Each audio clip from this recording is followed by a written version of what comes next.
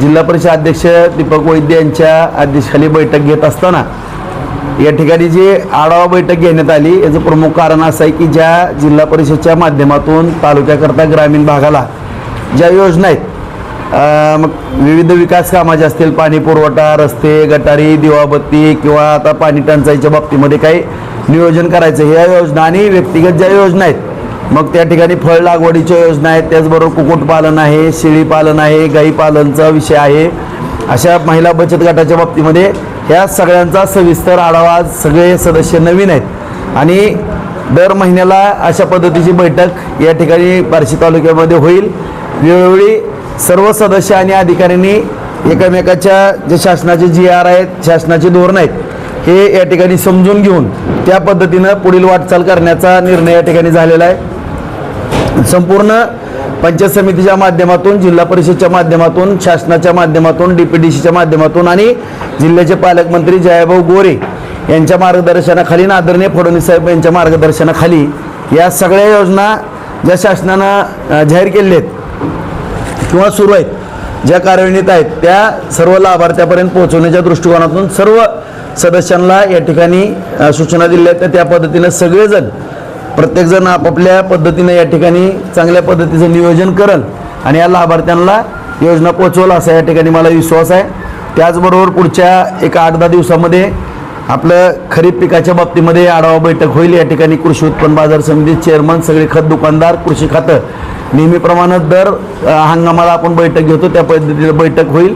जे काही सध्या खताची टंचाईच्या बाबतीमध्ये चर्चा केली, पण कुठलीही टंचाई या ठिकाणी निर्माण होणार नाही, त्याचंही नियोजन केलेलं आहे। बी बियाण्याचं नियोजन केलेलं आहे, कुठलीही अडचणी येणार नाही या ठिकाणी, त्याच्या बाबतीमध्ये पण नियोजन केलेलं आहे। आणि येणाऱ्या एक 15-20 दिवसानंतर संपूर्ण तालुक्यामध्ये शेतकरी मेळावा आयोजित केला जाईल। मग त्यामध्ये जिल्हा परिषदचे अध्यक्ष, सभापतीताई, चेअरमन, नगराध्यक्ष, सर्व उपसभापती, उपाध्यक्ष, सर्व नगरसेवक, सर्व जिल्हा परिषद सदस्य, पंचायत समिती सदस्य, बाजार समिती सदस्य, सरपंच, आता जरी त्यांची मुदत संपली असली तरी ते सरपंच म्हणून येतील, सोसायटी चेअरमन, काही ग्रामपंचायत सदस्य किंवा प्रमुख पदाधिकारी, आजी माजी, सर्वांच्या समवेत एक शेतकरी बांधवांचा मेळावा घेतला जाईल। जे आपण टार्गेट ठेवलेलं आहे की आता आपण पाहतोय की निसर्गाचा नेहमी समतोल कमी जास्त होतोय, त्यामध्ये कमी पाणी आणि कमी पाण्यावरती जास्त उत्पादन करणं ह्या दृष्टिकोनातून आपल्याला पावलं टाकायची आहेत। तर काही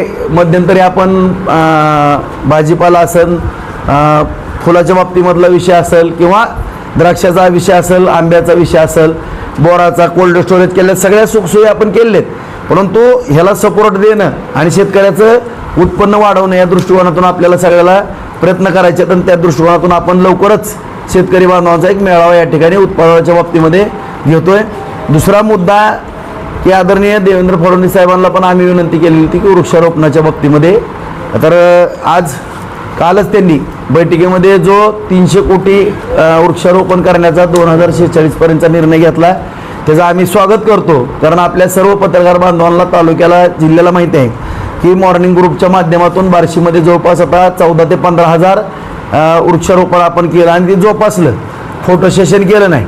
परंतु या ठिकाणी खरी गरज आता आपण पाहतोय की तापमान कसं वाढलंय आणि आणखीन 10-12 दिवस मेपर्यंत एक हाय अलर्ट म्हणून आपल्याला इशारा दिलेला आहे। आता 43, 44, काही ठिकाणी 46, 47 पर्यंत तापमान चाललेलं आहे। जर आपण आता शहाणे झालो नाही तर उद्याच्या पिढीला होरपळून जाण्याशिवाय कुठलं पर्याय, म्हणजे ती दुर्घटना घडल्याशिवाय राहणार नाही। त्याच्याकरता दुर्घटना घडू नये म्हणून अगोदरच आपण ह्या पिढीनं शहाणं बनावं आणि वेळोवेळी सरकार पण सांगते, सगळेजण सांगतात वृक्षारोपण करा, झाडे लावा, झाडे जगवा।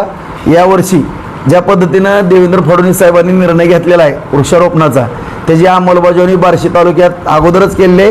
पर्यावरण दिनाच्या निमित्तानं मोठा एक चांगला कार्यक्रम, सगळ्या झाडांचा वाढदिवस साजरा करून या ठिकाणी जवळपास प्रत्येक गावामध्ये आम्ही एक टार्गेट आणखीन आत्ता सगळ्यांबरोबर चर्चा करून निश्चित केलं नाही, पण मोठ्या संख्येमध्ये या तालुक्यामध्ये वृक्षारोपणाचा ग्रामपंचायत, नगरपालिका, पंचायत समिती, जिल्हा परिषदच्या माध्यमातून माननीय जिल्हाधिकारी साहेबांना पण आम्ही विनंती करणार आहेत, सगळ्यांच्या माध्यमातून मोठं टार्गेट या ठिकाणी वृक्षारोपणाचं। मग त्यामध्ये वडाचं झाड आलं, पिंपळाचं आलं, लिंबाचं आलं, करंजी आलं, जांभळ आलं, ही आपली जंगली जी जास्तीत जास्त झाड आहेत की ज्याच्यापासून ऑक्सिजन जास्त मिळतो किंवा मोठी सावली मिळते अशा पद्धतीची झाडं जास्तीत लावण्याचा या ठिकाणी प्रयत्न आम्ही करतोय आणि त्या सगळ्या प्रयत्नाला सगळ्यांनी या तालुक्याने साथ द्यावी आणि सगळ्यांनीच या आपण बार्शी तालुक्यामध्ये जे गोष्टी करतो वृक्षारोपणाबाबतीत सर्वांनी त्यामध्ये सतर्क व्हावं अशी माझी या ठिकाणी सगळ्याला विनंती राहणार.